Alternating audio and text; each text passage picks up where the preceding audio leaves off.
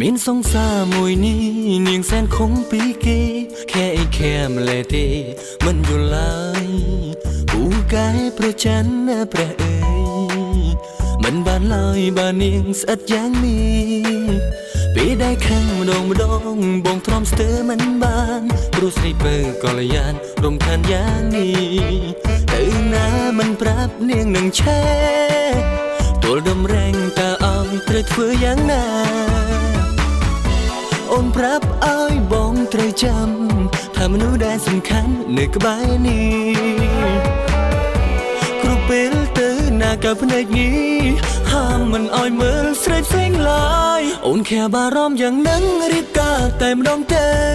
បើសិនអូនឲ្យបងនៅបងខ្លាចបងទ្រាំមិនបានត្រឹមតែជាសង្សា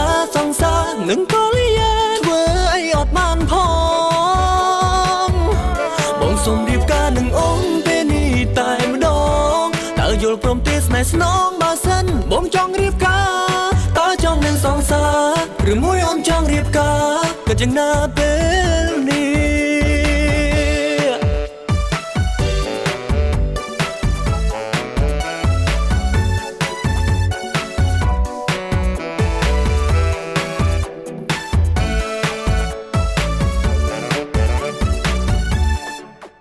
ជាសង្សារនឹងគ្នាឲ្យបងហៅប្រពន្ធទុកបងជាមនុស្សយន្តប្រើមិនឈប់ឲ្យបងច្រៀងបំពេអូនរយប់ពីពីប្រលប់អូនថាអត់ទំលាប់ទេអូនប្រាប់ឲ្យបងត្រូវចាំថាមនុស្សដែលសំខាន់នៅក្បែរនេះគ្រប់ពេលទៅណាក៏ភ្នែកនេះហាមមិនឲ្យមើលស្រីផ្សេងឡើយអូនខែបារម្ភយ៉ាងនឹងរៀបការតែម្ដងទេបើសិនអូនឲ្យបងនៅបងខ្លាចបងទ្រាំមិនបានត្រឹមតែជាសង្សារនឹងកលយាធ្វើអីអត់បានផងបងសុំរៀបការនឹងអូនពេលនេះតែម្ដងតើយល់ព្រមទេស្នេហ៍ស្នងបើសិនបងចង់រៀបការតើចង់នឹងសង្សារឬមួយអូនចង់រៀបការក៏យ៉ាងណាពេលនេះអូនខែបារម្ភយ៉ាងនឹងរៀបការតែម្ដងទេបើសិនអូនឲ្យបងនៅបងខ្លាចបងទ្រាំមិនបាន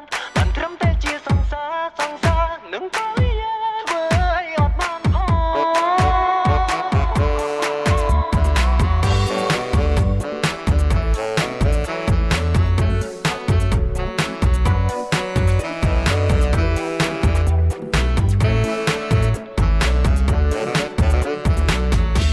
អូនខែបារម្ភយ៉ាងនឹងរៀបការតែម្ដងទេ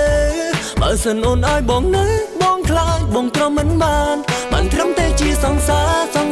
នឹងកលយាធ្វើអីអត់បានផងបងសុំរៀបការនឹងអូនពេលនេះតែម្ដងតើយល់ព្រមទេស្នេហ៍ស្នងបើសិនបងចង់រៀបការតើចង់នឹងសង្សារឬមួយអូនចង់រៀបការក៏យ៉ាងណាពេលនេះ